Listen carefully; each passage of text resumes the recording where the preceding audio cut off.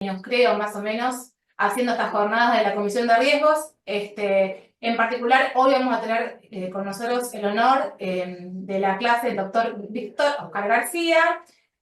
Voy a pasar a leer el currículum del doctor y luego, bueno, ya le voy a hacer la palabra para poder comenzar.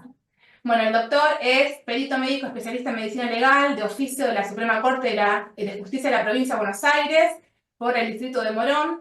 Además, perito médico especialista en medicina legal, ortopedia y traumatología, de oficio del Poder Judicial de la Nación. Además, especialista en medicina legal, ello también con especialista certificado por la Sociedad Argentina de Cirugía de la Mano, reconstructiva de miembro superior. Especialista también AAOT, que es la Asociación Argentina de Ortopedia y Traumatología. Además de ello, especialista en ortopedia y traumatología de la Universidad de Buenos Aires. Así que bueno, el currículum era un poquito más extenso, lo hemos resumido para no hacerlo tan largo, pero bueno, un honor tenerlo acá, un destacado médico. También tenemos el honor de tenerlo por intermediación de la doctora Diana Marmor, que es una miembro de nuestra comisión y que ella nos acercó hacia el doctor porque lo había visto en alguna clase y le pareció muy interesante, y siempre nosotros tratamos de traerles a ustedes este tipo de jornadas. Así que bueno, acá estamos, Víctor. Yo te cedo la palabra que puedas saludar, presentarte y comenzar con tu clase. Bueno, primero que nada, muchas gracias por la invitación, gracias a todos, que tengan pero muy buenas tardes. Eh, Antes que nada, voy a decir un par de obviedades. Yo soy médico y pienso como médico. Y siempre es bueno tener estas reuniones con abogados y confrontar nuestros modos de pensar. Es como ese cuento de los ciegos que se van acercando a un elefante y unos le tocan la trompa, otro el colmillo, otros las patas, uno dicen esto es una víbora, esto es un árbol, esto es un rinoceronte. O sea, vemos el mismo problema desde distintos puntos de vista, ¿no? Y tenemos mecanismos de pensamiento y razonamiento distintos por nuestra formación, ¿sí? Eh, Así que, dicho esto, la idea es que esto no sea una conferencia, que no sea un monólogo, porque es aburrido, sino hacer una breve presentación del tema y dejar abierta el micrófono a preguntas, opiniones, intercambios, que es lo más fructífero de todo, ¿sí? Eh, Desde ya les adelanto que al que pida mi PowerPoint se va a ir muy decepcionado, porque mi PowerPoint tiene 3 placas nada más. Y vamos a trabajar directamente sobre la copia que tengo yo del nuevo baremo, donde hice algunas consideraciones.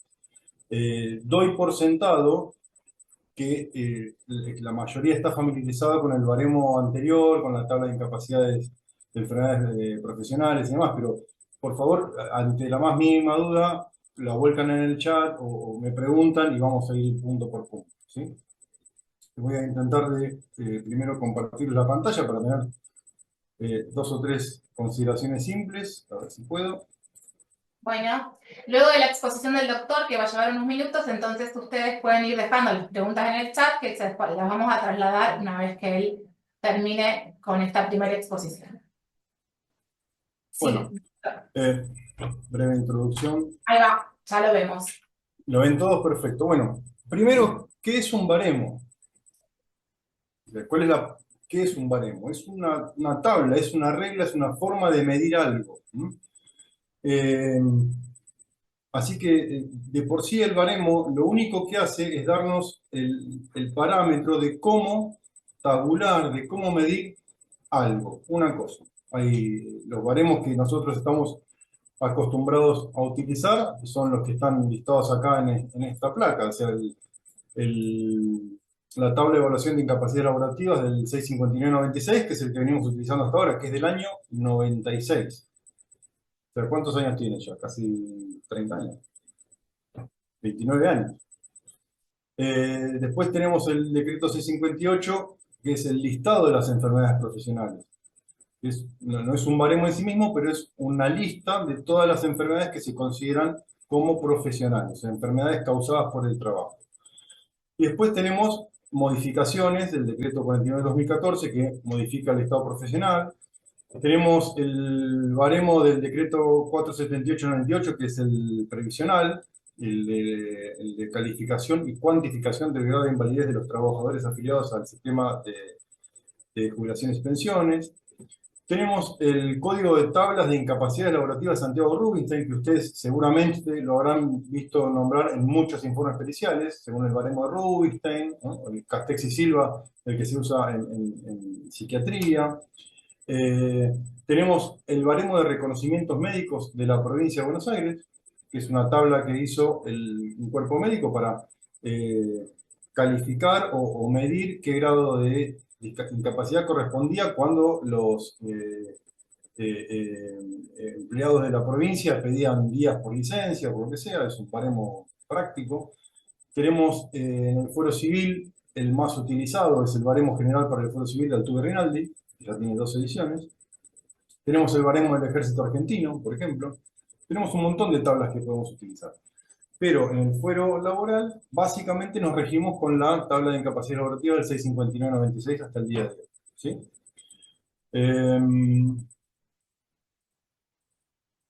Bien. ¿Qué cuantificamos nosotros en un baremo? ¿Qué tabulamos? Nosotros tabulamos por diagnósticos, como decir una cervicalgia, que a su vez es un síndrome, que es un conjunto de signos y síntomas, o tabulamos limitaciones funcionales. ¿Sí? Entonces, yo puedo tener un trabajador que tenga un dolor en el cuello, por ejemplo, con rigidez, con limitación funcional, con dolor y parestesias irradiados a los miembros superiores.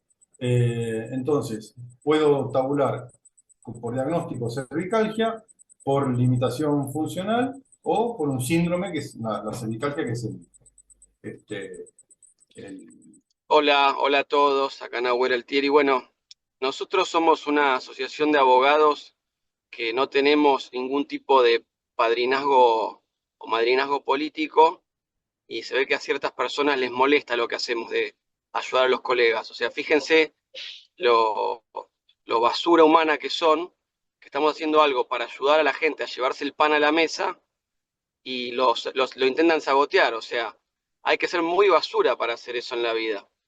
Bueno, que Dios los perdone, nosotros no lo perdonamos. Admití al doctor. Ya lo admití, está ingresando con el celular. A ver si lo vemos. García, ya lo tengo acá. Ahí está, Víctor, ya te vi. Ahí lo convierto en confitrión. Dale, Ahí lo hice entrar a Hongo también. Mari, Agus, les aviso. Ahí dale. está. Ahí pude Dale, reactivar por el favor. audio.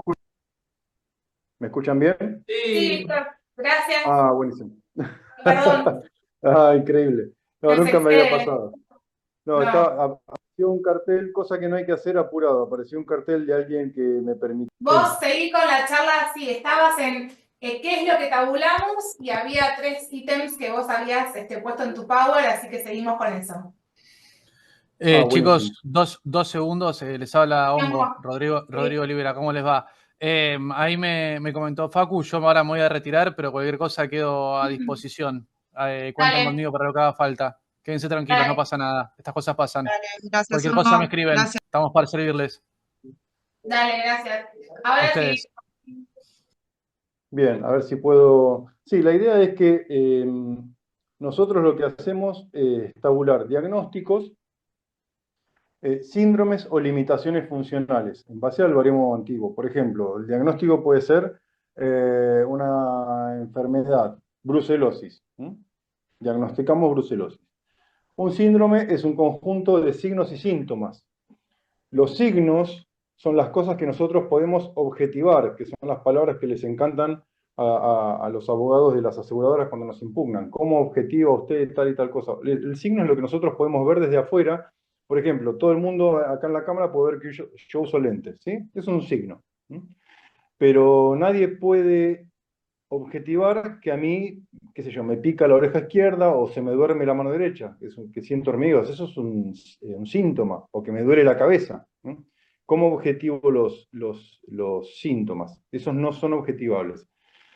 De hecho, los síntomas, como el dolor, no se tabulan generalmente. Y todas las tablas de referencia, todos los baremos dicen exactamente lo mismo, que los síntomas no son tabulables. O sea, si un actor o un paciente viene y me dice, sí, yo tengo dolor de cintura, pero tiene movilidad perfecta, tiene función completa. Y ahí entra la discusión, pero me duele, sí, pero usted tiene función completa, ¿qué quiere que haga? Incapacidad cero. Y lo otro que tabulamos son limitaciones funcionales. La limitación funcional es la limitación de movimiento, tanto de flexión, tanto de extensión, supinación, pronación, abducción, rotación externa, rotación interna, ¿sí? Esos son los parámetros que nosotros los médicos legistas utilizamos para tabular lesiones y para buscar su correlato en los baremos. Lo que ha sucedido con este nuevo baremo de la superintendencia es no solamente la propuesta de una nueva tabla, que eso hace rato que se está esperando, una nueva tabla de determinación de incapacidades, sino que el objetivo a más largo plazo es crear un fuero del trabajo dentro de la Ciudad Autónoma de Buenos Aires, separado del Poder Judicial de la Nación, así como la Ciudad de Buenos Aires creó una policía de la ciudad y está tratando de de independizarse de Nación de un montón de cosas, crear un fuero del trabajo. Ahora, ¿cuál es la característica? ¿Cuál sería la característica de este fuero del trabajo? Crear tribunales, crear cámaras de apelación y crear un cuerpo médico forense. ¿Y qué significa esto?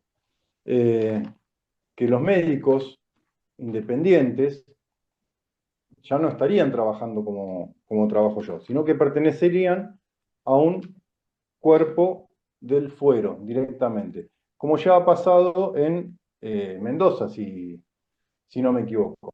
Fíjense que estoy tratando de ingresar a la sala de reuniones a través de mi computadora, a ver si puedo, desde otra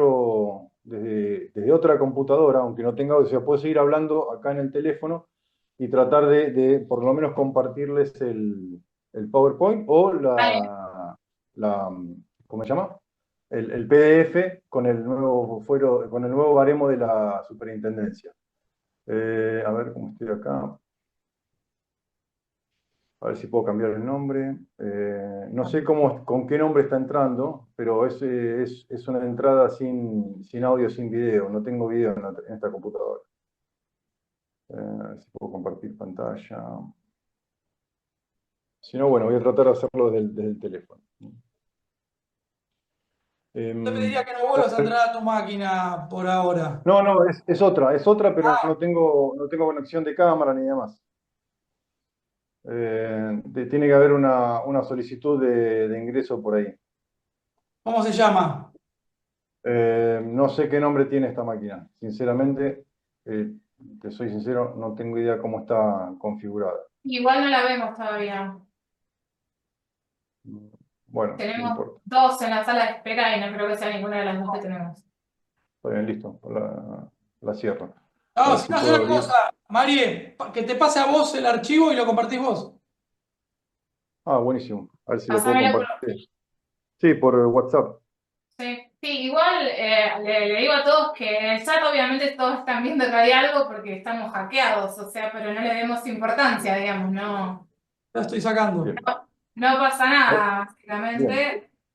Ahí te compartí el Sí. PDF, que seguramente tiene algunas cosas. Bueno, por lo menos se puso picante la charla. No sé si estamos hablando de lo que querían escuchar, pero está interesante. Bien, Igual como les yo decía, lo ¿hay algún tengo, lo que abogado? pasa es que vamos a perder más tiempo aunque yo lo busque Está que bien. ¿Hay algún abogado enviármelo. de Mendoza acá Sí, hay abogados de Mendoza. Bueno, tengo entendido que lo que quiere copiar la Ciudad Autónoma de Buenos Aires es el sistema que se impuso en Mendoza. Si hay algún abogado de ahí, por favor me corrija o dé su opinión, que es crear tribunales exclusivamente del trabajo dentro del fuero de la Ciudad de Buenos Aires, con una cámara de apelación, y en vez de sortear peritos médicos de oficio, crear un cuerpo médico forense para la justicia del trabajo. Entonces, de esta manera, en teoría, lo que van a hacer es tratar de unificar las opiniones de los peritos médicos, que ya no van a ser de oficio, van a ser oficiales, unificar criterios, bueno, pero tiene otras consecuencias, porque en teoría, cuando uno como abogado lleva a su actor a la comisión médica y está en disconformidad con la comisión, lo que hace es trasladarlo a la justicia del trabajo.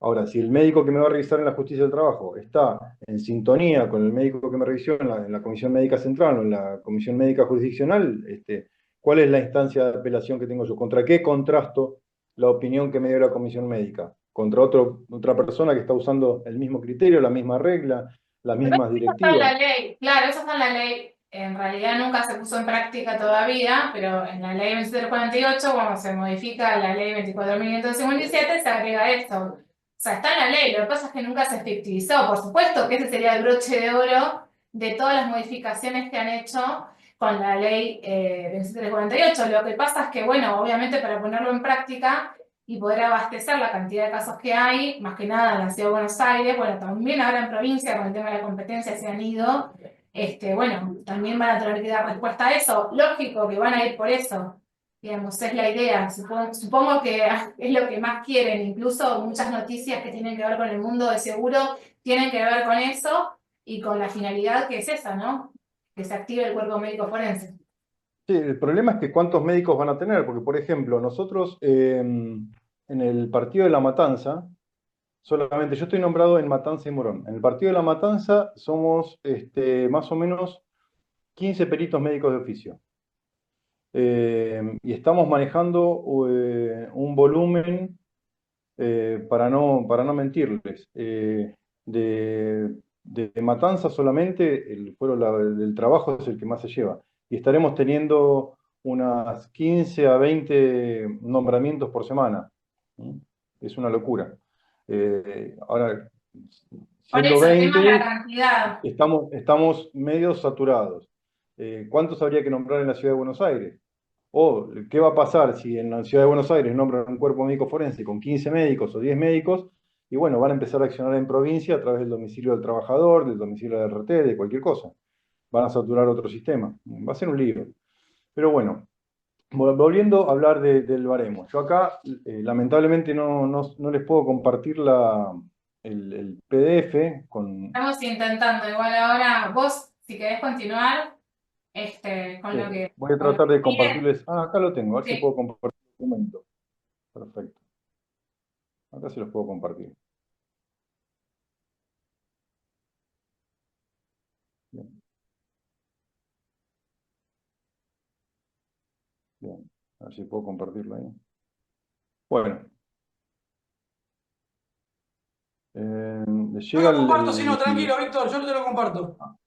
Bueno, perfecto. Bien, hablando específicamente del nuevo baremo de la SRT, si vamos primero a la parte de generalidades, en la primera página, vemos el objetivo de la norma y un montón de definiciones que hacen a cómo se va a trabajar sobre este baremo.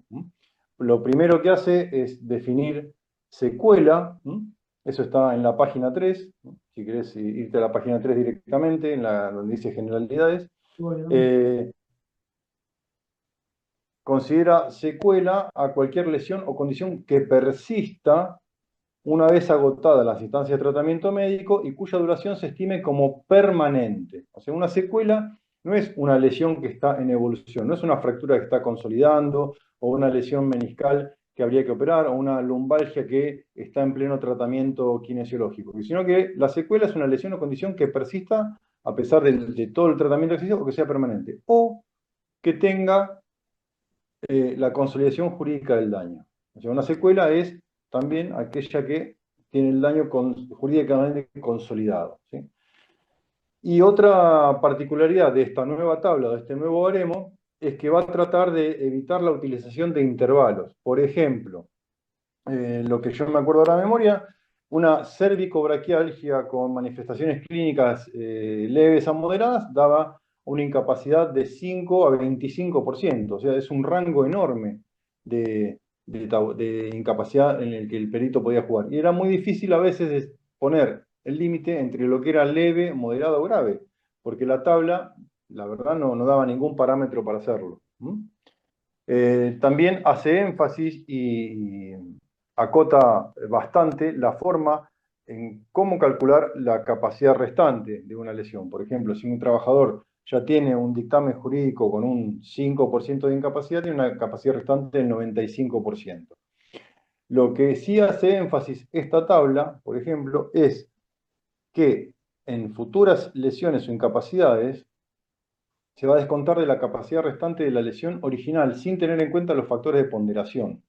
Por ejemplo, si yo tenía una incapacidad de un 5% más 1% de factores de ponderación me daba un 6, la capacidad restante que yo voy a tomar para hacer la cuenta no es 94 de 6%, sino 95% restando el 5% original sin tener en cuenta los factores de ponderación.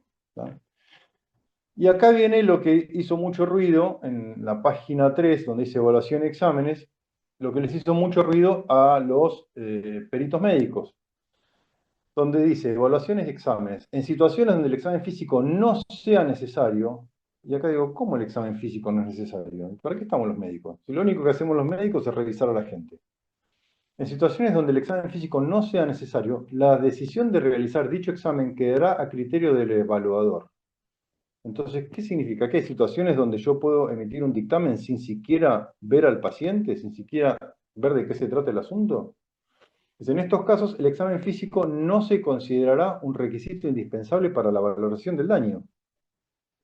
Y esto le hizo un montón de ruido a todos los peritos médicos que leímos esto. Digo, entonces, ¿para qué estamos? O sea, si no vamos a ver a la gente, si no la vamos a tocar, a realizar una maniobra semiológica, ¿para qué estamos? O sea, claramente el objetivo es, dentro de todo lo posible, sacarnos del medio, ¿no?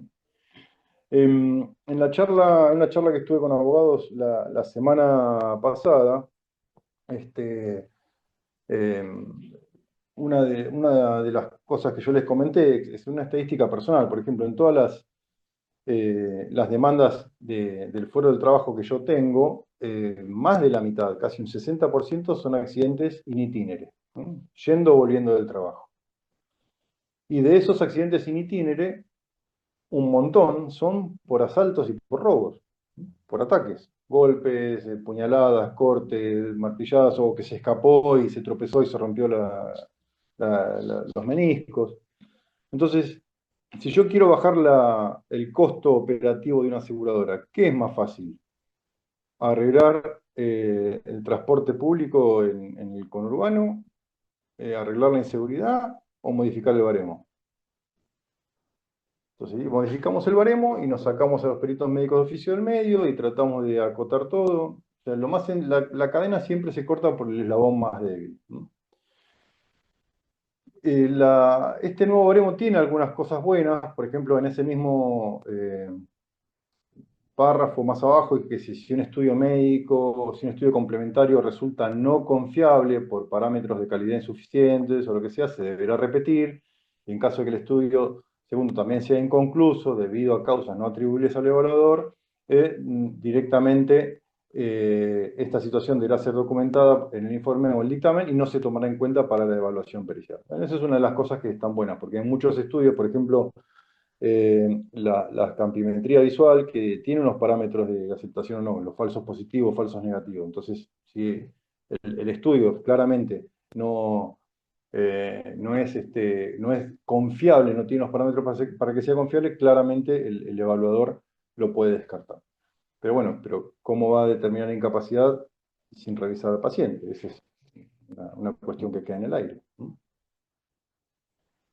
Más abajo, más adelante en la página 4, donde dice criterios para la aplicación de la tabla de evaluación, pone 3 criterios fundamentales. Esta tabla se utilizará para la ponderación de secuelas incapacitantes primero cuando haya un reconocimiento de la contingencia laboral. Sí o sí tiene que haber ocurrido o un accidente de trabajo, o una enfermedad profesional, o una enfermedad no listada, reconocida por un dictamen de la Comisión Médica Central. Entonces, la enfermedad no listada tiene que estar reconocida mediante un dictamen de la Comisión Médica Central. Segundo, la afectación tiene que estar documentada. Tiene que haber una afectación anatómica o alteración funcional irreversible documentada en historia clínica y en estudios complementarios. La historia clínica hace al examen al examen físico que se le haya hecho al actor en ese momento, y pruebas complementarias. Y estas pruebas deben, dice la palabra deben, no pueden, deben justificar la merma y demostrar que es consecuencia directa de una contingencia laboral. Ahora, yo como médico les pregunto a ustedes que son abogados, ¿quién demuestra el nexo de causalidad cierto en esta cuestión? ¿Un estudio? ¿Una prueba? ¿Una historia clínica? Si yo al actor lo veo cuando llegó al sanatorio, por ejemplo. Ah, bueno, y pero como si el perito- siniestro no está rechazado, ya está, digamos. Eso sería en nuestro criterio jurídico. Claro, lo que pasa es que acá dice que debe demostrar que es consecuencia directa de la contingencia laboral. Yo en mi Está, escritorio, yo al actor lo veo a veces 2 años después. sí, o más, Entonces, tranquilamente más. claro, por lo menos. Entonces tiene un montón de cositas que hacen ruido. Bueno, Y pero acá digamos, viene, creo que después la práctica va a ser bastante más sencilla y además del tema de las cuestiones inculpables siempre existió. esperemos, porque tiene un montón de recovecos que cuando una norma tiene muchas cosas que se dan por entendidas, es una ensalada, es un queso gruyere. Ah, eso Es lo seguro. que le pasó al baremo anterior, que tardaron 30 años en hacer un baremo nuevo y lo hicieron medianamente peor que el anterior, o con más dudas, con menos certezas. Y acá pone algo que a los traumatólogos nos hace mucho ruido. Dice, en el caso específico de patologías osteoarticulares, cualquier limitación articular que reduzca los arcos de movimiento debe estar respaldada por un sustrato anatómico. ¿Qué significa? Que si yo tengo una limitación funcional de la rodilla, por ejemplo, si no puedo flexionar la rodilla, tengo que tener algún elemento, algún estudio complementario que me justifique esa lesión. Y eso por ahí, para el común de la gente, o para el que no es médico, es algo muy simple, claro. Si vos no podés mover la rodilla, tenés que tener una resonancia que muestre una lesión meniscal, una lesión artrósica, más. Pero hay muchas patologías. Por ejemplo, la primera que se me viene a la mente es la capsulitis adhesiva de hombro, el hombro congelado, donde tenés una gran restricción de movilidad del hombro y tenés todos los estudios normales. Y el diagnóstico es clínico. O por ejemplo, vos tenés fibrosis o anquilosis de la rodilla postquirúrgicas, posmenisectomía, donde la resonancia es normal. Y lo único que va a demostrar es que por ahí sí, falta el fragmento de menisco que le sacaron a la artroscopía. Y el paciente no puede extender la rodilla completamente y no puede flexionarla. Por ahí alguno que tiene algún familiar o un amigo que se operó la rodilla, que anduvo bien, dice, sí, andó fantástico, voy, camino, ¿verdad? Pero no puedo jugar más a la pelota, no puedo extender la rodilla del todo, no la puedo flexionar del todo. Y la resonancia, ¿qué dice? No, la resonancia es normal. ¿Cómo se hace ese diagnóstico? Mediante el examen físico. Ahora, si la tabla misma me dice que el examen físico no es suficiente, estamos en problemas. Y por último, pone como exclusiones que dice las afecciones que no cumplan con los criterios anteriores directamente no serán tenidas en cuenta para la valoración de daño corporal, debiendo ser fundamentada esta exclusión en el informe pericial. Bien. Así que bueno. Con respecto al dolor, esta nueva tabla dice lo mismo que dicen todas las tablas. El dolor, como yo les expliqué la diferencia entre un signo y un síntoma, el dolor es un síntoma, es orientador, nos ayuda a buscar, nos ayuda a revisar, a orientar el examen físico, a orientar los estudios complementarios, pero per se no genera incapacidad. Acá viene un comentario que le hago siempre a los abogados más jóvenes, sobre todo. No se casen con el discurso del paciente. Y esto viene tanto para el abogado como para el médico asistencial. Si uno se casa, si uno compra el discurso del paciente y no es objetivo en su evaluación, está perdiendo el caso, está perdiendo la objetividad, y en el caso de ustedes va a perder el juicio, y en el caso del médico asistencial le va a pifiar a la tecla. ¿Por qué? Porque el paciente siempre le duele, y le duele mucho, y le duele exageradamente, y llora del dolor y demás. Y uno a veces le tiene que explicar, bueno, te duele mucho, pero en estos casos, la verdad, tu incapacidad es cero. ¿Por qué? Y porque la rodilla la flexionás perfectamente, te sentaste en la silla, te vi cruzar la calle cuando llegaste, subiste la escalera, bajaste, tenés flexión completa, extensión completa, las maniobras meniscales, las maniobras de estabilidad son todas negativas. Pero me duele, sí, pero a vos te duele. Entonces, por ahí uno se embarca en una demanda que finalmente no son meses, son años, y lo único que tiene el paciente realmente es el dolor, que es completamente subjetivo. Entonces es muy difícil de probar. Así como los médicos tenemos como mandato no escrito, no tratar a nuestros familiares, porque perdemos la objetividad, a los abuelos digo, no se casen con el discurso del paciente, no pierdan la objetividad del cliente porque van a trabajar un montón de meses y el resultado no va a ser favorable, ¿sí? Después habla el mismo de enfermedades no listadas y acá abre la puerta cuando dice de valoración de enfermedades no listadas. Para enfermedades no incluidas en este listado, no contempladas, se utilizan las tablas de las normas para evaluación y calificación del grado de invalidez de los trabajadores afiliados al sistema de jubilaciones y pensiones, que es el baremo previsional. ¿Qué es lo que nosotros hacíamos antes? Por ejemplo, cuando se hizo la modificación del 49 del 2014, que se incluyeron las varices primitivas bilaterales, no estaban en la tabla de enfermedades profesionales. Las varices primitivas bilaterales estaban en el baremo previsional. Así que bueno, abre la puerta a cosas que ya estábamos haciendo nosotros los peritos médicos de oficio antes de que lo sugiriera esta nueva tabla. Y ahora sí, en la página 5, con respecto a los factores de ponderación, acá lo que hace, si ustedes se acuerdan el baremo que estamos utilizando actualmente, cuando tenemos 3 factores de ponderación fundamentales. Primero que es el tipo de actividad, la dificultad para la realización de las tareas, que puede ser leve, intermedia o alta, la necesidad o no de recalificación laboral y el factor edad, ¿sí? Acá lo que hace es unificar los 2 primeros factores. Entonces pone factores tipo de actividad y posibilidades de reubicación laboral. Los unifica y los acota. Les pone bien los márgenes de qué está hablando en cada caso. Por ejemplo, tipo de actividad es el grado de dificultad que la incapacidad laboral representa para el desempeño de las tareas habituales del actor. Y ahora yo me pregunto, yo como perito médico de oficio, sentado en mi consultorio, en Aedo, viendo a un trabajador de una fábrica de, qué sé yo, de Morón al fondo, ¿cómo sé yo qué tareas desempeña? ¿Cómo lo puedo determinar? ¿Me corresponde a mí eso o le corresponde al perito en higiene y seguridad? Es la misma pregunta que hago con esta tabla y que me hacía con la anterior. O sea, ¿cómo puedo determinar yo qué tipo de tarea hace, qué movimiento repetitivo tiene, dónde está sentado, si está expuesto o no a un ambiente ruidoso? El perito médico lo tiene que determinar eso. Y la necesidad de reubicación laboral, ¿también la tengo que determinar yo? ¿O la tiene que determinar el médico de la empresa o el perito en higiene y seguridad? Lo que hace este nuevo baremo es unificar estos factores de ponderación en un solo valor. Los acota bien circunscriptos.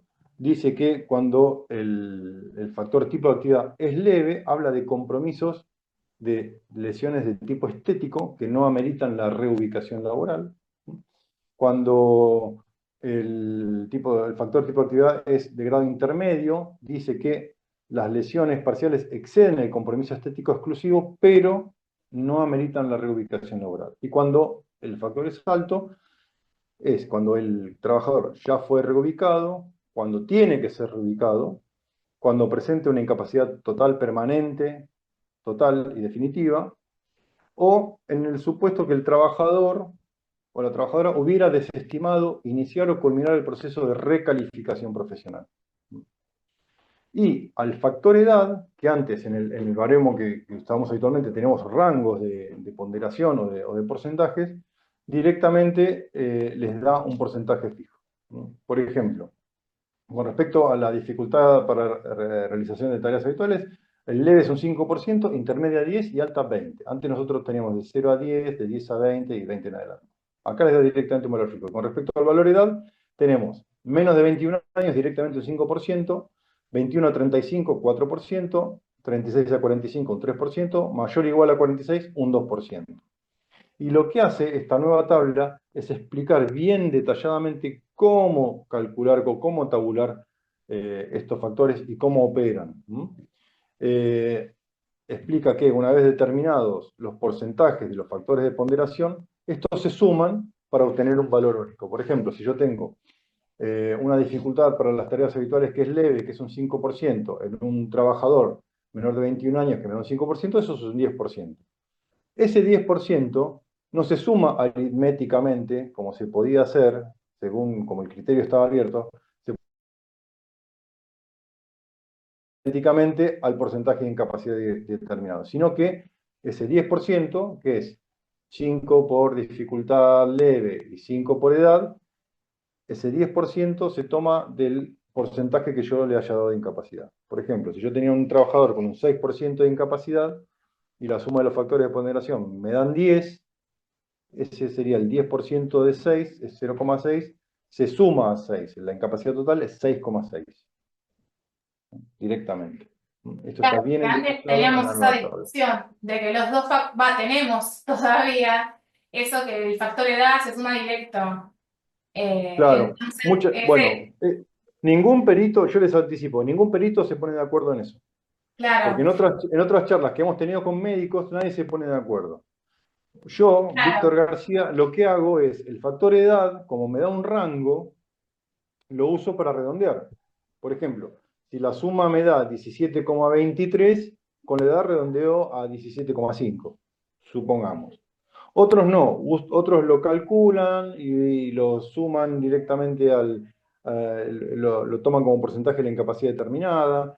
Eh, Otro lío también hay, si quieren charlarlo, con respecto a la incapacidad psicológica, si se suma aritméticamente a la física o si la incapacidad psicológica entra dentro de la capacidad de cálculo de la capacidad restante. Sí, Eso hoy sí, en día está muy librado al azar. sí, Y sí, los criterios son totalmente dispares. Hablan con 5 peritos, los 5 suman distintos. Y lo sí. justifican. O sea, Sí, todos hacemos las cuentas distintos y todos lo justificamos. Todos igual tenemos elementos. sí, el factor edad se suma directo porque el baremo mismo lo habilita. Porque hay un parrafito que dice algo específico, ahora no me acuerdo qué dice textual, ¿no? Pero el factor edad, como se puede sacar directo no hace falta hacer ese porcentaje que se hace con los otros dos, entonces Claro, se va directo. Pero bueno, es en criterio, realidad, como vos decís, es en realidad no criterio. es que lo justifica el baremo, está mal redactado. Y quedó un hueco, ahí entonces algunos lo suman, otros lo calculan. Es una falla en la redacción. Así que bueno, Sí, es hay lo que está alguien que no pasando sé hoy con esto. quién dice, porque no tiene el nombre, no sé cómo entró a todo esto si no tiene el nombre, porque estábamos no admitiendo gente que no tenga nombre y apellido. Motorola, no sé qué, Stylus 5G, ponete nombre y apellido, por favor. Dale, Víctor, podés continuar. No será el mío, ¿no? Ese Motorola. No, si me estás No, hablando, no pues, creo que a la vez estés escribiendo, yo no puedo, no está sé bien. vos. Está bien. Bien, acá la misma tabla, más adelante en la página 8, si quieren llegar, directamente habla de la metodología para la valoración de las secuelas concurrentes.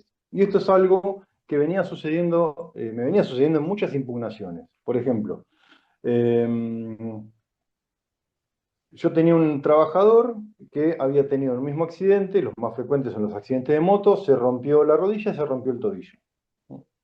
Eso es una secuela concurrente, son lesiones que ocurren en el mismo momento, por el mismo evento dañoso. El evento dañoso fue el accidente de moto. Se rompió la rodilla, se rompió el tobillo.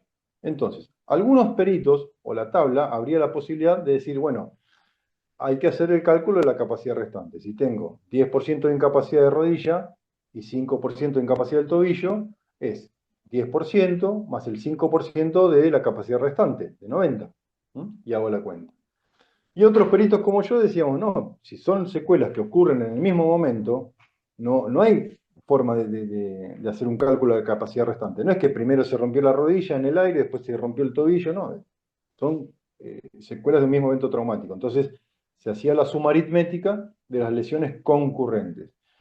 Y el criterio de los jueces también era dispar, porque muchos jueces decían, sí, tienes razón, como son secuelas que ocurren en el mismo acto, hay que hacer la suma aritmética, y otros decían, no, aplíquese la fórmula de la capacidad restante. Bueno, esta tabla lo que viene es directamente a zanjar esta cuestión y decir, muchachos, las lesiones que ocurren en una misma contingencia, listo, hay que hacer el cálculo de la capacidad restante y se acabó la historia. Es lo que Bueno, siempre hizo Superintendencia y lo que nos hacía en juicio, básicamente. exactamente.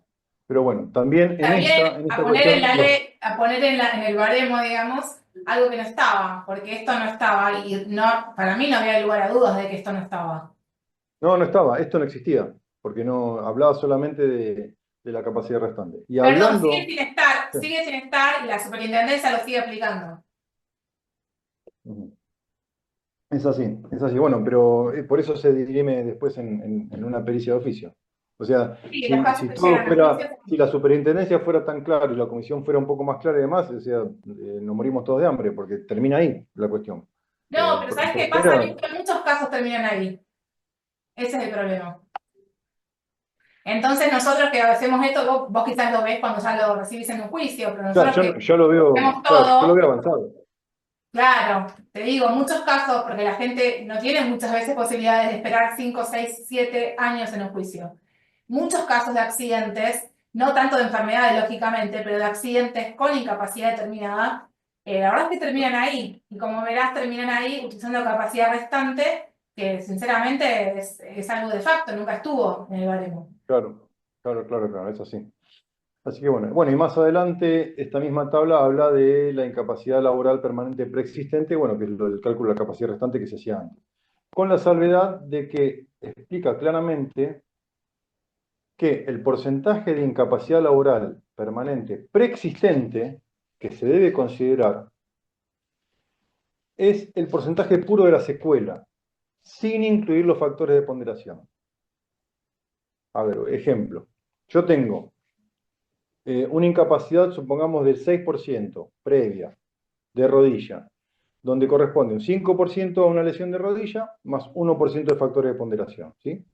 En el cálculo que hacemos hoy en día, eso me da una capacidad restante de 94%, ¿sí? 94 menos 6, 4%.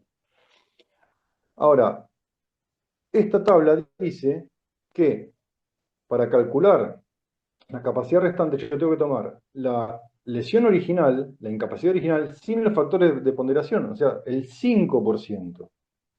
Y calcular sobre una capacidad restante de 95, no de 94. ¿No? Y lo Bueno, pone específicamente, lo aclara cómo tiene que calcularse. Entonces, bueno, es otro recorte más al porcentaje total de incapacidad que se le puede dar al trabajador. Bien, después pasamos a discutir, si quieren, capítulo por capítulo, el pie, los osteoarticular y demás. Pero estas son las cuestiones básicas de las generalidades que establecería este nuevo baremo de la superintendencia. Y como les dije en la breve charla que tuvimos antes de la implementación del Zoom, como hablé la semana pasada en otro grupo de abogados, esto salió con mucha fuerza a finales de diciembre. Muchos abogados incluso me comentaron que los abogados de la aseguradora estaban convencidos de que cuando volvieran en febrero después de la feria esto ya iba a estar. Y bueno, estamos entrando en marzo y ni noticias. ¿Por qué? Porque a mí me da la impresión, yo no soy abogado, yo soy médico, les repito, mi visión es la de un médico, que la implementación de esto no es fácil, no es que tiro un decreto y usamos la nueva tabla, tiene un montón de consideraciones. Por ejemplo, esta tabla, en teoría, es de la Superintendencia de Riesgo de Trabajo.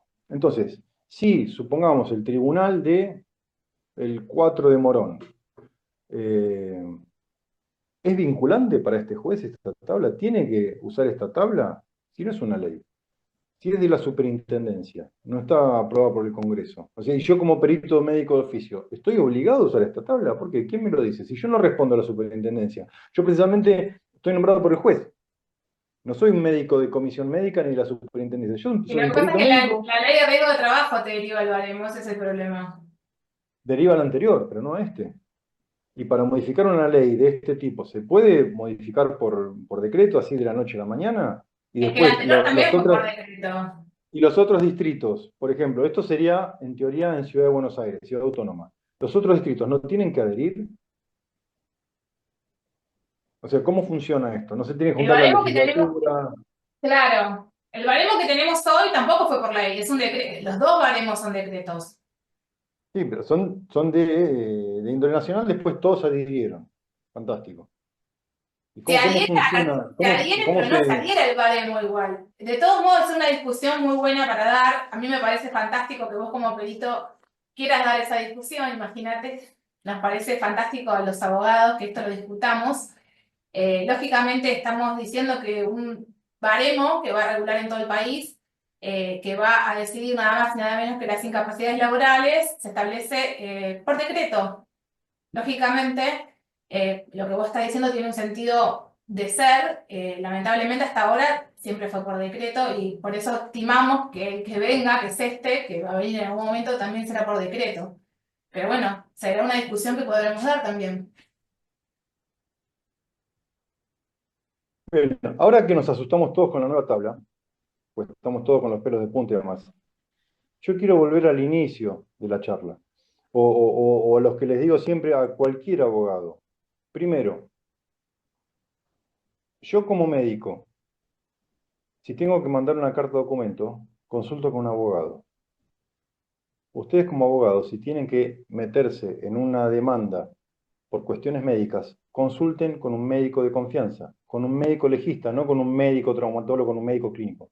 Porque los médicos clínicos, traumatólogos, cirujanos generales, el primo mío que se recibió, no tienen idea de qué estamos hablando cuando hablamos de medicina legal. Y dentro de la medicina legal, los médicos que hacen excelentes autopsias y que son médicos no tienen idea de esto que estamos hablando.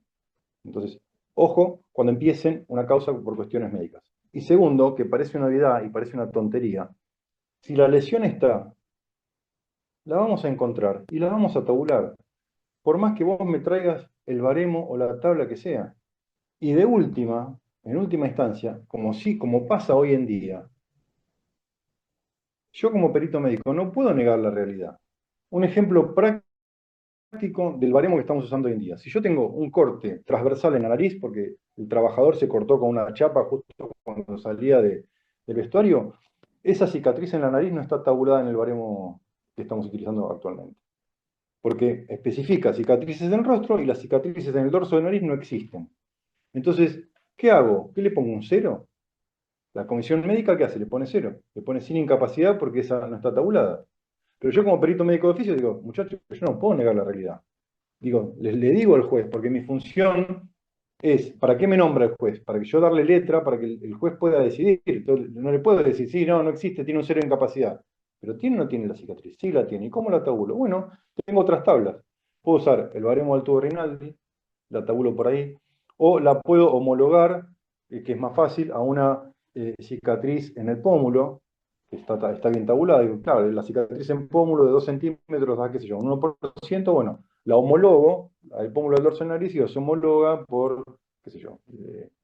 Pero no puedo decir, no, no tiene la lesión que tiene. Si la lesión está y no está tabulada, se describe y en algún lugar a alguien le va a dar la incapacidad que le corresponda, por la tabla que necesite utilizar. Los problemas más frecuentes hoy en día se dan con las cicatrices de los miembros, por ejemplo.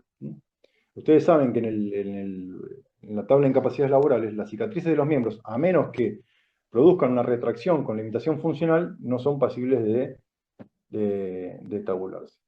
Pero, por ejemplo, a un trabajador, sea hombre o mujer, que tiene una bruta cicatriz queloide, no por quemadura, porque las quemaduras se tabulan de una forma, una bruta cicatriz en el dorso del antebrazo, o en el muslo, o en la pierna, que es claramente visible. ¿Y por qué no la voy a tabular? Yo le digo, mire, señor juez, tiene esta cicatriz, la describo. En la tabla de incapacidades laborales no existe, pero si usted lo considera, en la tabla de incapacidades para el Fuero Civil, correspondería esta incapacidad. Y en definitiva, ¿quién determina la incapacidad? ¿Quién consolida jurídicamente el daño? ¿El perito médico? No, el juez. El juez es el que dice si corresponde o no corresponde tanto por ciento de la sentencia. ¿Quién determina el nexo de causalidad cierto? Que es otra de las preguntas. El perito médico no. Yo le doy los elementos, mire, se cayó de la moto, lo atendieron tal día, acá dice que tiene una lesión en la rodilla, 3 años después yo encuentro el menisco roto. ¿El accidente es idóneo para causar la lesión? Sí. ¿Establece el perito el nexo de causalidad? No, yo no lo establezco. Yo digo, es posible que haya pasado. El que determina el nexo de causalidad en definitiva es el juez es el que decide. Bien, me gustaría, si les parece a los organizadores, abrir el chat. No tengo forma Sí, de verlo bien del tengo teléfono. acá algunas, Responder preguntas. sí, Víctor, tengo acá algunas preguntas, si a vos te parece bien, Sí, las sí, puedo perfecto. leer, ¿sí? Sí, sí. Bueno, vamos a ver, esperame un segundito porque voy a subir la primera. Bueno, cuando vos estabas comentando al principio, creo que las consideraciones que estabas vos relatando hasta recién son una de las más interesantes, que hacen de las cuestiones más jurídicas también, que podemos nosotros quizás también tener algún tipo de opinión. Después hay temas médicos, obviamente, que son más complejos para nosotros. Pero acá nos decía la doctora Gómez Jimena que si en SRT se pidiesen los exámenes periódicos, se podía justificar y respaldar las decisiones. Eso también cuando vos estabas haciendo referencia, creo, a la página 4, cuando decías, bueno, del tema de las exclusiones, viste, de la parte de documentación de la afectación. Bueno, los que tengan el baremo lo pueden ver, sino cuando lo vean, lo que dijo el doctor recién lo pueden leer. Pero bueno, seguimos con la siguiente. En el caso, sí, decime, Víctor. Una cuestión breve. Mm, A la ART no le importa hacer el examen periódico, no le interesa. Eso es cuestión de la empresa. Porque la ART, si te tiene que hacer un examen periódico, gasta una fortuna de plata como Se supone que es una aseguradora. obligación del RT, pero bueno. Sí, se supone que somos todos buenos, pero el Que cuento no forma parte aparece. de una de las obligaciones, ¿no? La prevención. Bueno, tratemos una cosa, desde que yo empecé a perder el pelo, empecé a darme cuenta de un montón de cosas, que las cosas que se supone que tienen que ser no son, no funcionan.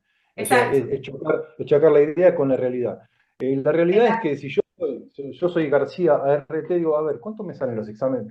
Con una mano en el corazón, y esta es mi opinión. ¿Cuánto me sale hacer exámenes periódicos a 200 trabajadores de una empresa? Tanta plata. Bien. Si no se los hago, ¿cuántos juicios voy a tener? Bien, ¿y cuánto me va a salir a arreglar los juicios? Tanto, listo, muchachos. Los espero en tribunales. Se Viste, acabó la pero después historia. está lleno de publicaciones de la industria del juicio y pobrecita las RT que Sí, están por quebrar, siempre tienen es problemas lo que les dije al financieros. principio. ¿Qué es más fácil, arreglar el transporte público y la seguridad para que no haya lesiones in itinere o modificar el baremo? Y bueno, modifiquemos el baremo. Achiquemos las cosas, hagamos alguna chicana, pongamos un cuerpo médico forense que nos responda más o menos y listo, y sigamos adelante. Así es, Víctor, como vos lo decís. Bueno, después voy a leer entonces el comentario de María Balastelli, que dice, en el caso que desiste del proceso de recalificación, ¿pondera incapacidad o no? Viste que una de las cuestiones de la recalificación es esta. La verdad, no lo sé. No sé qué responderles. Esto es Supuestamente, en norma superintendencia, nueva, no sé. claro. Yo te puedo decir, bueno, vos, viste, lo agarrás después ya en juicio. En Claro. superintendencia, si culmina todo el proceso de recalificación completo y no lo desiste, no se cuenta ese porcentaje que se adicionaría, digamos, no cuenta. En juicio sí, siempre se contó. En juicio, si vos tenés una persona recalificada, no importaba si terminó o no terminó, nadie averigua eso, nadie pregunta. En realidad, el baremo tiene una partecita que dice algo así. Pero si estaba recalificado, siempre se considera el porcentaje por recalificación y en superintendencia no. Dependía de que si terminó o no, o si se recalificó efectivamente alguien que debió haber sido recalificado y no. Es un poco complejo el tema de la recalificación porque tampoco está muy claro. Bueno, paso a la otra. Dice Paola Casab, el tema de no incluir en la incapacidad restante los factores de ponderación parece beneficiar al trabajador. Dice, en un segundo accidente de 10% sería el 10 de 95 y no el 10 de 94. Claro, sí, ¿no? Víctor, ¿vos qué opinás? Y sí, aritméticamente sí. Lo Aritméticamente vendría a sí. beneficiar. Pero vos sabés que recién estaba conversando con una persona que me hablaba por privado y me decía, el problema este de que no cuentes los factores de ponderación, el porcentaje de incapacidad, digamos, haciendo un número global, es que cuando a vos te trae un caso con las preexistencias, no discrimina incapacidad de factores de ponderación. O sea, Claro. vas a tener que ir vos a investigar y a buscar cuál es el porcentaje que corresponde a factor de ponderación de Yo cada. supongo, claro, yo supongo que se tendrían que publicar de otra manera. Cuando yo lo que veo, por ejemplo, en los expedientes es que tira la sábana de la superintendencia, o en el dictamen médico pone preexistencias, tanto por ciento, y ni siquiera te pone el diagnóstico, no saben ni por qué se la dieron. ¿Mm?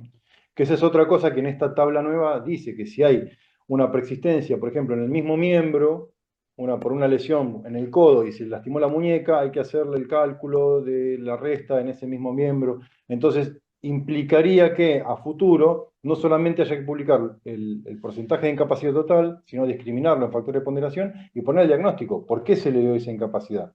Para que cuando se haga el cálculo de capacidad restante sepamos cómo hacerlo. Pero es una de las cuestiones que hacen que todo esto esté en demasiados pañales. Hay muchas preguntas al respecto. Sí. Es una lástima que tuvieron 30 años para hacer una tabla nueva que no le hicieron en 30 años de experiencia, le hicieron en 6 meses, apuremos esto, saquémoslo rápido y le damos para adelante. Porque díganme, Sí. con 30 años de experiencia de comisiones no podían haber hecho una tabla mejor. No, bueno, creo que no estamos interesados en hacer una tabla mejor. Me parece que no era ese el objetivo, por eso mismo Sí, salió yo así. creo que tampoco quisieron utilizar la experiencia, ¿no? Todo lo contrario. Solamente hicieron números, me parece, ¿no? Y sí, Y las si cuestiones quieren para la Y las cuestiones que estaban dudosas, como la capacidad restante, que lo discutíamos todos y que sabemos que no estaba eso proyectado para que sea contabilizado dentro del mismo siniestro, vos fíjate que ahora está plasmado en la letra del baremo justamente porque es lo que hacía Superintendencia y lo hacía mal, lo estaba haciendo Superintendencia Claro. desde siempre. Digo, no tiene que ver justamente con hacer las cosas bien ni con la experiencia, sino con un recorte. Yo no creo que haya otra justificación más Sí, que... lamentablemente es lo que aparenta. Lo que aparenta no disimula nada. Y vos que sabés mejor que nosotros el tema de las incapacidades en sí, que no avanzamos todavía a ese punto, y tenemos otra clase, les aviso a todos el martes que viene de este tema, pero hay una reducción drástica de los porcentajes de incapacidad y exclusiones, directamente se excluye un montón de lesiones que estaban tabuladas en el baremo que ya no van a estar. Ejemplo, lo digo a grandes rasgos, vos lo vas a analizar seguramente. Tema hernias, tema de rodilla, hay una merma ahí bastante importante y una reducción genérica de todas las incapacidades. Algunas cositas que te agregan 2 o 3 pavadas, pero en general Sí, es sí. bastante drástico.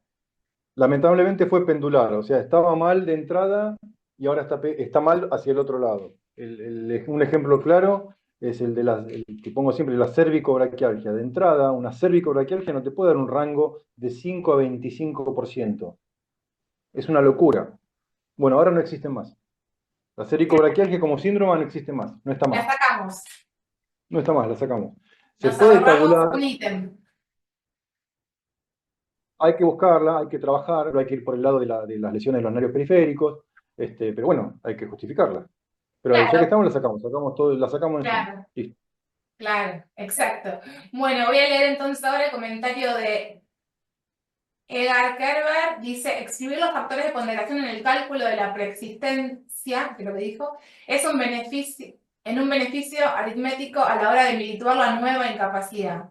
Pues Claro. el restante, pero aquí no puedo leer, el restante sobre el que se aplica la nueva medida es mayor, por ende la incapacidad nueva es más cuantiosa. Bueno, sí, tiene razón. Aritméticamente es así. Bueno, Igual después... hay que repensarlo porque por algún lado debe saltar la liebre. No la veo todavía. Sí, seguro. Ahora sí que ni una abuela nos tiraron una sola, ¿no? No creo. Bueno, sigo. Gómez Jimena dice, sí, la exclusión de los factores de ponderación en el cálculo cuando tenga preexistencia es un beneficio. Bueno, así se ve a simple fase, como estábamos diciendo recién. Bueno, acá nuestra vice de la comisión, Agustín Elías, dice, exacto, según la Corte Suprema de Justicia de la Nación, el baremo es de aplicación obligatoria y son muy pocos los jueces que se apartan. Ese es un problema, porque a veces la incapacidad, como vos decías, no está incluida en nuestro baremo y entonces ustedes, con buen tino, quizás quieren poner incapacidad recurriendo a otro baremo y después en la sentencia de eso muchas veces no tienen una acogida favorable porque están supuestamente obligados a utilizar el baremo de riesgo de trabajo, ¿no?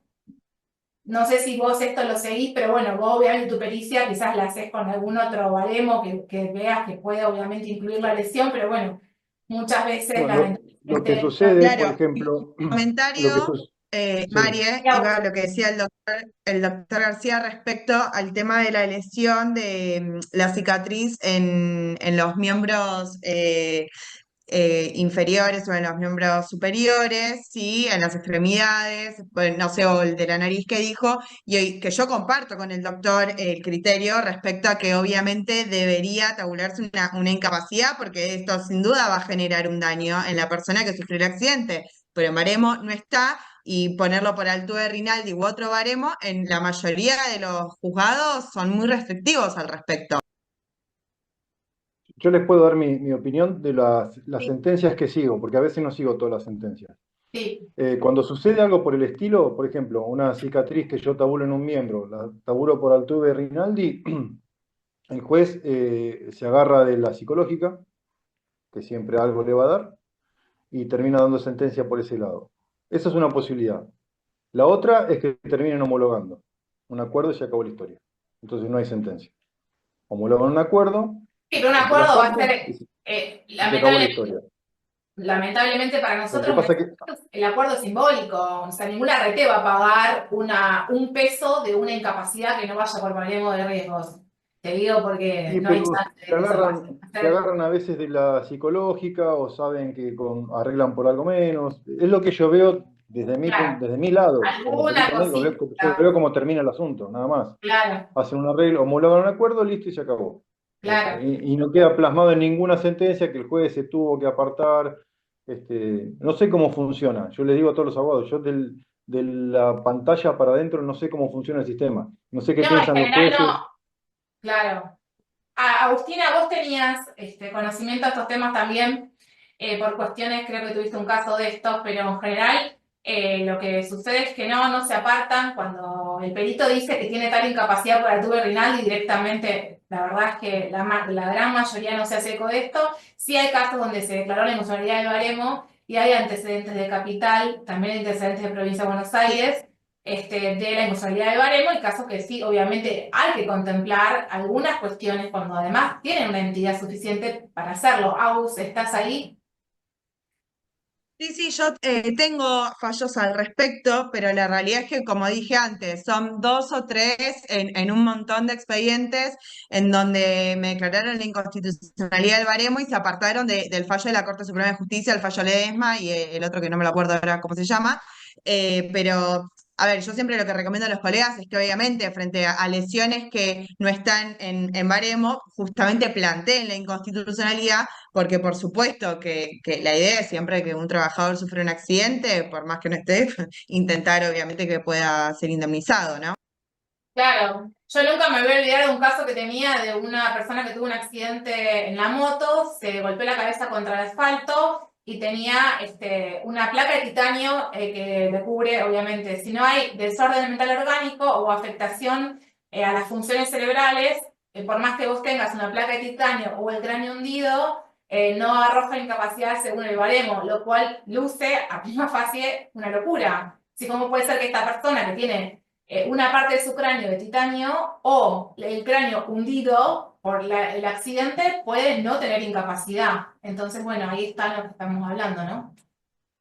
Y por Sí, eso en también a ese veces caso, somos tan insistentes los abogados cuando impugnamos las pericias respecto a que puedan establecer la incapacidad respecto al baremo, porque a mí muchas veces me pasa que con buen tino los peritos intentan, ¿sí?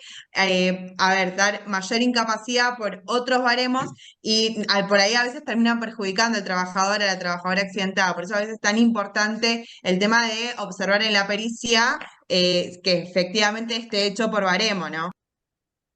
Sí, a veces parece que somos pesados con ustedes, Víctor, los médicos diciendo, bueno, impugnamos y que el médico lo circunscriba, lo Totalmente. haremos laboral, pero de verdad es porque después a veces nos perjudica, depende de la lesión, si son cosas como muy extremas como las lesiones en el cráneo, donde obviamente creo que hay que tratar de revertirlo, porque no está en el baremo básicamente, pero más allá de eso, a veces uno no quiere tampoco perjudicar o molestar al perito con impugnaciones e impugnaciones, pero bueno, también nos pasa a nosotros que después nos salen mal las sentencias.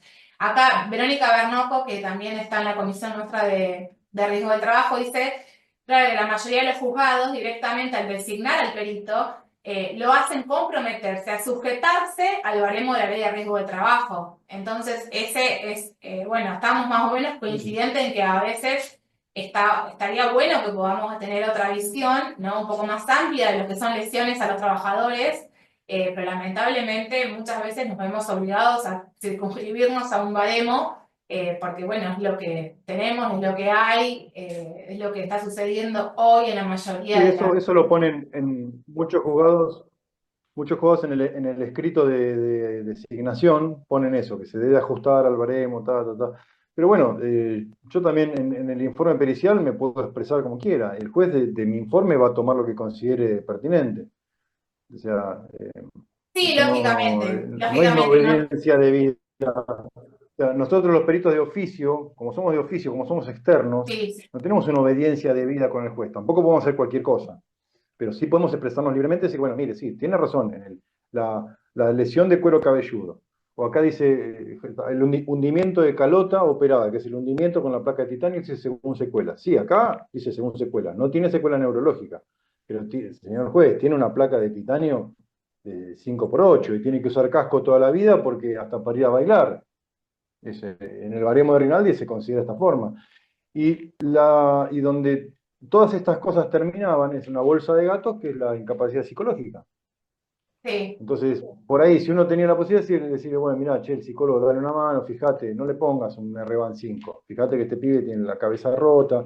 Entonces, todo esto terminaba en una incapacidad psicológica. Un cero de incapacidad física con la descripción de la lesión, pues yo en el diagnóstico lo pongo, incapacidad 0 porque no corresponde cuando está el baremo, incapacidad psicológica, qué sé yo, 20. ¿Y por qué? Y porque sufrió la operación, sufrió la lesión, la operación, la secuela, la vergüenza, el ocultarse, bueno, de algún lado se la tenés que dar. Hay muchas lesiones. Yo pongo También, ejemplos a veces muy duros en el consultorio, porque me dicen, ¿cómo le vas a dar incapacidad psicológica si no tiene física? Entonces le digo, claro, bueno, a eso ver, iba a decir. explícame, bueno, listo, explícame un abuso sexual simple, ¿qué incapacidad física tiene? Claro. Vayamos Son casos al penal. extremos, lógico. Sí. Bueno, pero una mujer o un hombre que lo asaltan en la puerta de su casa, no lo muelen a palos, pero lo asaltan, se asustan, sale comiendo. Bueno, tiene incapacidad psicológica, pues tuvo que cambiar el recorrido Sin del duda, colectivo porque tiene miedo. sí, Flaco, y bueno, no sin tiene duda que incapacidad tiene psicológica. incapacidad psicológica. Entonces, se puede justificar.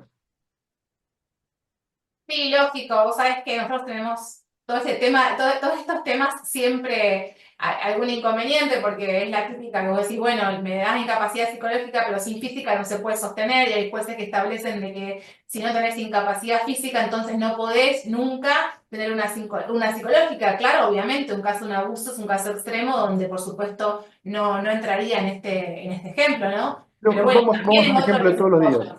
Un chico que se lastimó Sí. la rodilla, que jugaba en el equipo de fútbol del barrio o que iba a correr para adelgazar y para sentirse bien, para controlar la diabetes, dejó de ir a correr, engordó, se puso mal, se deprimió, se separó de los amigos, estuvo...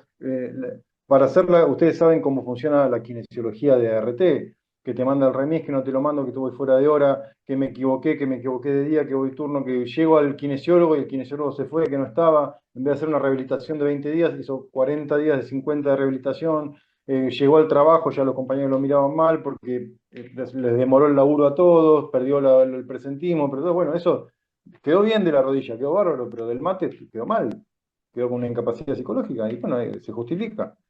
Porque la incapacidad psicológica, ayer estuve en una audiencia en un juez civil, por ejemplo, y me preguntaba, ¿por qué la incapacidad psicológica por el accidente de moto? Pero no es por el accidente solamente, no es por el hecho dañoso, es por todo lo que desencadenó ese hecho dañoso. Todo lo que vino después, que hace la personalidad que tiene el actor hoy en día. No es que chocó con la moto hace 3 años y se olvidó. Chocó con la moto, se lastimó, se rehabilitó, perdió el laburo, perdió el grupo de pertenencia, 1000 cosas. Ese fue el desencadenante. Y todas las vivencias posteriores hacen al daño psicológico que tiene hoy. Bueno, quedó bien de la rodilla. Y bueno, quedó con un daño psicológico, un 10%, algo. Lo mínimo que puede quedar alguno cuando tiene un accidente medianamente grave. Claro, sí, sí, lógicamente. Bueno, voy a leer ahora el comentario de Analia Noguera, que nos dice, en un caso una persona se agarró la mano cuando cierra la puerta del tren en un accidente in itinere, los estudios complementarios le dan bien, Como comentó estos casos del doctor García, el paciente refiere dolor, obviamente esto se entiende, pero no se tabula. Y además tiene inflamación, por ejemplo, cuando hay humedad o hace fuerza. ¿Qué opina de estos casos? Una inflamación, pero que los estudios, no sé qué estudios serán los que vos haces referencia, quizás Es que todos los hay que ver estudios van a eso. dar normales. Mm. Hablemos en líneas generales. Porque muchas veces me preguntan o me impugnan qué pasa si el día de humedad le duele. Entonces yo puedo contestar irónicamente, bueno, citémoslo un día de humedad, un día de lluvia, le duele cuando corre, bueno, me lo llevo a correr a la plaza. Yo como perito no tengo forma de saberlo. Son casos difíciles de probar, son casos donde el dolor realmente es subjetivo. Lo que yo sí puedo probar y puedo objetivar, o sea, acá los médicos y los abogados nos confundimos en lo mismo. ¿Cómo puedo objetivar yo una lesión? ¿Para qué me nombran perito médico a mí? Para revisarlo, para realizar maniobras semiológicas específicas. Si yo semiológicamente lo reviso, encuentro una limitación funcional, encuentro que tiene crepitación en el aparato flexor, una limitación de la excursión de los extensores, un déficit de apertura de la mano y demás. Esa es la forma de objetivarlo. Le voy a pedir 50 resonancias y no voy a encontrar nada, porque la resonancia tiene lo que se llama una capacidad resolutiva que para lesiones pequeñas no sirve. Y la Y ecografía que le voy a ecografía, pedir, sí, la ecografía es fantástico. Si la manda un ecografista que está entrenado en hacer miembros y no se la pasa midiendo fetos todos 7 días a la semana, bueno, por ahí la lesión la por encuentro. ahí lo Pero tiene ves. que ser un ecografista que esté entrenado en maniobras semiológicas. Porque eso también lo podemos discutir si quieren un poco la semana que viene. ¿Qué estudios pedir y qué no? La Claro. ecografía depende del operador. No es que yo veo una ecografía y me la mandan por fax y la interpreto en Japón. No, la ecografía depende del tipo que la haga. La resonancia, yo puedo mandar las imágenes, si están bien hechas, y no leer el informe. Porque voy a ver las mismas imágenes que lee el médico que las informa. Pero la ecografía y el electromiograma dependen del operador. Y puede suceder, y lamentablemente sucede, que el paciente queda con dolor y no tiene limitación funcional. Eso se consigna, y la tabla actual y ninguna de las tablas habla de la función de la mano. La mano es un elemento que está olvidado en el baremo. El único baremo que hace alguna referencia es el previsional, que habla de las funciones de garra, de puño, pinza, aro, y un montón de funciones más que no están tabuladas. Entonces, en vez de tener un criterio funcional, tiene un criterio muy anatómico, muy organicista y no funciona así. Pero bueno, ¿Sabes son qué? casos que yo no agarraría como abogado. No, Bueno, claro, sí, son casos donde la lesión tampoco es tan clara y tan notoria. ¿Sabes qué yo te iba a decir? En diciembre hubo una jornada de un grupo que se llama FOFETRA, del Fondo Federal del Trabajo, que habíamos hecho también un análisis, no obviamente médico porque somos abogados, pero sí un poquito el tema del baremo y este proyecto. Y hay un baremo que incluso se utiliza para las compañías de seguros, digo seguros de vehículos, que es hasta más beneficioso que el baremo de la ley de riesgo del trabajo. Si alguno lo quiere googlear, porque yo aquella vez lo googleé y me apareció enseguida, así que si lo quieren ver lo pueden ver para hacer la comparativa, ¿no? Y en todo caso para argumentar cuando queremos argumentar alguna cuestión respecto a lesiones que no están baremizadas o todo lo que estábamos hablando recién con el doctor García también. Bueno, ahora voy a seguir leyendo algún comentario que está por acá. El doctor José Luis González nos dice que esto que hablamos antes de los exámenes periódicos que nos refería el doctor García, que obviamente las RTs harán un costo-beneficio de lo que más les conviene, eso nos dice que no excluye la responsabilidad de las aseguradoras, lógicamente que no. Por supuesto que en una instancia judicial uno puede atribuir de responsabilidades, si obviamente son este tipo de cuestiones, ¿no? Uno a veces como lamentablemente ya sabe cómo se manejan ciertas cosas, habla más que nada no del punto de vista quizás de que se pueda o no atribuir de responsabilidad, sino de lo que pasa a diario y del interés que puede llegar a tener una compañía de seguros en gastar dinero en hacer exámenes, cuando quizás le cuesta más barato que no hacerlos y luego que alguno vaya a juicio y en algún momento cobre, ¿no? no. Pero bueno, por supuesto que nosotros como abogados utilizaremos las herramientas que tengamos para la atribución de responsabilidad que corresponda. Después sigo leyendo. también nos dice que en las demandas habrá que pedir la inconstitucionalidad de estas reformas, o sea, la inconstitucionalidad del baremo, por supuesto. Así que siempre nosotros tratamos de, por supuesto, analizar el tema desde el punto de vista legal y como justamente creo que en las primeras 10 hojas del baremo de este proyecto que hoy leyó el doctor, hay muchas cuestiones claves. Y la verdad que con que el doctor nos haya dicho qué es lo que tenemos que mirar y qué es lo que tenemos que atender, también sabremos, en todo caso, cuando este proyecto entre en vigencia, qué es lo que deberíamos pedir o no como inconstitucionalidades del baremo, ¿no? Porque a veces uno lo lee y no se detiene. Por supuesto que con la ayuda del doctor uno se puede ahora detener más en la lectura de estas 10 páginas y no pasarlas así por arribita porque todos los párrafos tienen alguna cuestión interesante. Bueno, sigo. Gómez Jimena dice, el tema neurológico, las lesiones articulares y ligamentarias son siempre mal ponderadas. ¿Qué opinas, Víctor, vos de esto? Sí, muchos peritos nos cuesta hacer una evaluación neurológica bien hecha, firme. Si este baremo entra en vigencia, por ejemplo, con lo que hablábamos de las cervicalgias, cervicobraquialgias y demás, vamos a tener que aprender a hacer una evaluación neurológica como corresponde. Yo tengo una formación, como vos leíste, como cirujano de miembro superior, mano y miembro superior. Y nosotros usamos clínicamente el test de discriminación de 2 puntos para evaluar la evolución de un nervio suturado, porque nos formamos en eso. Tenemos una lesión de un nervio mediano o de un colateral de un dedo con un vidrio, lo suturamos y queremos ver cómo evoluciona, cómo va disminuyendo esa discriminación. Pero un traumatólogo general no tiene esa formación, o un médico clínico no tiene esa formación. Y el baremo, la puerta que dejaba abierta cuando hablaba de la sensibilidad, la motricidad, es medio ambigua. Si uno no sabe hacer ese test, que es una pavada, se come un montón de lesiones. La tabla nueva, perdón, el decreto del 49 del 2014 tiene un párrafo específico de cómo medir la sensibilidad, qué tabla vamos a utilizar como test de discriminación de 2 puntos, qué valores y demás. Entonces, si vamos a tabular, por ejemplo, una lumbociatalgia, que en esta tabla nueva no existe, vamos a tener que buscar la lesión radicular correspondiente. Entonces, coincido, la evaluación neurológica generalmente está mal hecha.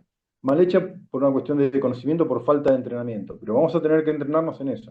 A mí como traumatólogo me costó un triunfo hacer una evaluación oftalmológica, pero bueno, me tuve que acordar de lo que era la facultad, volver a sacar los instrumentos, o evaluar, por ejemplo, a un paciente hipoacúsico, el diapasón y demás pruebas clínicas. Las tuve que repasar. Como médico legista, en teoría uno es médico de todo, tiene que volver a hacer todas las especialidades. Claro, Pero bueno, claro. es cuestión de, no es excusa, pero me tengo que volver a repasar y entrenar y hacerlo. Muchos piden interconsulta, ¿viste? También para esos casos, o algo muy específico. Se puede pedir, o sea, es una de las posibilidades. Y lo mejor que puede hacer un perito es reconocer que no sabe hacerlo. Lo mejor Claro, que puede hacer un médico, en general, un profesional, es reconocer, esto me supera, pido la interconsulta, pido ayuda. claro. Es lo mejor que te puede pasar. A decir, no, le pongo un 0 porque no sé cómo se hace. Exacto, sí, tal cual. También es importante por eso lo que decías antes, el tema de qué estudios se piden. Entonces, cuando el médico tiene que hacer las órdenes para pedir estudios, ¿cuáles son? Y en el caso, si quisiéramos ver lo que decíamos recién de algunas lesiones neurológicas, también pedir los electromiogramas, porque si no, nunca lo vamos a poder saber. Bueno, pero el electromiograma es un arma de doble filo, porque tiene una capacidad de resolución muy pequeña. El electromiograma me sirve para decir si hay lesión o no. No mucho más que eso. ¿Qué estudio decís vos que se puede pedir para eso? ¿Para qué, por ejemplo? Si la lesión del nervio es de la muñeca para arriba, el electromiograma sirve para diagnosticarla, pero no sirve para cuantificarla, porque no existen o sea, si uno lee el baremo actual, por ejemplo, habla de lesiones motoras y sensitivas, y le asigna un porcentaje a cada tipo de nervio. Y explica muy bien cómo se evalúa la movilidad y cómo se evalúa la sensibilidad. Entonces, yo con un buen examen clínico no necesito un electromiograma. Lo puedo respaldar, fantástico. Pero ¿qué pasa si el electromiograma viene normal? O me informa cualquier otra cosa. Como me pasa, no como perito, me pasa como médico. Sí, Yo encuentro una lesión, la describo, pido el electromiograma y me informa otra cosa. En el consultorio yo le puedo dar vuelta. ¿Y cómo hago en un expediente? Cuando ese Claro, electromiograma lo suben al expediente, ¿cómo lo bajo? lógico, hay que apelar a una buena consulta clínica que muchas veces no se da, ¿viste? O Entonces, un examen físico bien detallado en el informe. Yo le hice esta prueba, claro, hice esto, y según la tabla me da tanto. Y entonces viene el claro, de la aseguradora, el de la Contreras, y dice, sí, pero el electromiograma dice otra cosa. Y dice, bueno, pero el electromiograma no me sirve. O lo claro, descarto porque informó mal o no se coincide con la clínica. La clínica es soberana. O sea, nosotros somos primero médicos, después somos médicos legistas. Somos médicos, revisamos al paciente. La clínica es soberana. Lo que encontramos, lo que objetivamos con nuestras manos, nuestros ojos, nuestros oídos, eso no me lo puede negar nadie. Y eso se lo digo a todos los abogados. Lo que yo encuentro en mi consultorio, vos me traes 50 resonancias y lo que yo vi, lo vi. Y se acabó la historia. sí, por eso está bueno lo que estás diciendo también para poder hacer las impugnaciones, ¿no? Cuando los informes periciales no tienen todas las mediciones que tienen que tener para saber si se evaluó o no correctamente al paciente. Porque Sí, eso por lo menos también la es... descripción de qué maniobras semiológicas se les hizo. Bueno, en ninguna comisión médica se realizan maniobras semiológicas, pero bien hechas o completas. Te informan más o menos, así. En rodillas están más duchos, te informan maniobra de cajón, Lachman. En hombro, en miembro superior no tienen idea. Claro, En columna informan claro, dos o tres, claro, quizás pero también por bueno. la falta de especificidad o la falta de interés, quizás, no sé por qué será. No sé Eh, si alguno de ustedes, yo pocas veces fui a comisión médica como perito de parte y la verdad es horrible, no solamente el trato que vi, que la experiencia que yo tuve, el trato con el paciente fue un desastre, peor de lo que podría tratar a mi peor enemigo, como si fueran enemigos del paciente, en vez de ser objetivos, son enemigos del paciente. Y la semiología es nula, cero. O sea, las maniobras que se hacen, el examen físico es nulo. Sí, la verdad es que sí. Qué bueno que lo digas vos porque lo decimos nosotros y parece que siempre nos estamos quejando del destrato de Superintendencia de Riesgo del Trabajo. No siempre, no todos los casos, pero la verdad es que muchos dejan mucho que desear. Bueno, yo no te quiero no te quiero robar más tiempo el día de hoy porque, bueno, a pesar de que hemos tenido unos problemitas, creo que has podido desarrollar lo que tenías diagramado para hoy. Y como vamos a seguir el martes que viene, voy a respetar el horario que vos nos habías solicitado, porque obviamente tenés Bárbaro. otras cuestiones. Así que yo te agradezco muchísimo la clase del día de hoy. Pido disculpas a todos. Bueno, nos supera, por supuesto, no tiene que ver con nada que podamos hacer nosotros o evitar. El ingreso al Zoom es libre y lo que pasó al principio tiene que ver con eso. Que bueno, por eso pedimos que se pongan nombre y apellido para entrar. Pero bueno, a veces estas cosas pasan. Y bueno, lo hemos podido sortear con éxito, pero perdimos unos minutitos valiosos del principio. Eh, por suerte, la verdad es que salió fantástico de todos modos, así que agradezco, Víctor, tu tiempo, tu presencia. Vamos a seguir el martes que viene a la misma hora, 5 de la tarde. Así que los Perfecto. espero a todos porque vamos a seguir analizando todo lo que estábamos analizando hoy. Bien, yo les agradezco la invitación. Por ahí, para el martes que viene, voy a tratar de traer 2 o 3 cosas más puntuales sobre casos bien puntuales, cómo se tabularían con el baremo actual y cómo se tabularía la misma patología con el nuevo baremo, qué habría que buscar. Por ahí voy a hablar de cuestiones médicas. O sea, traten ustedes de bajarme a tierra y que sean cuestiones que entendamos todos, ¿sí? No, me parece fantástico y los ejemplos prácticos son los que mejor nos vienen también para entender a nosotros las cuestiones médicas, que indefectiblemente hay cosas que tenemos que entender como abogados.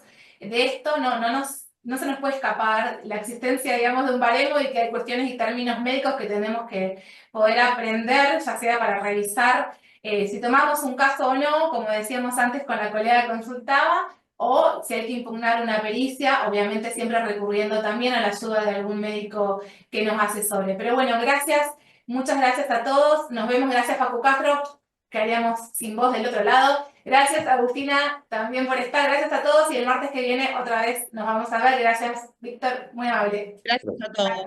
Buenas Gracias. Hasta tardes. luego.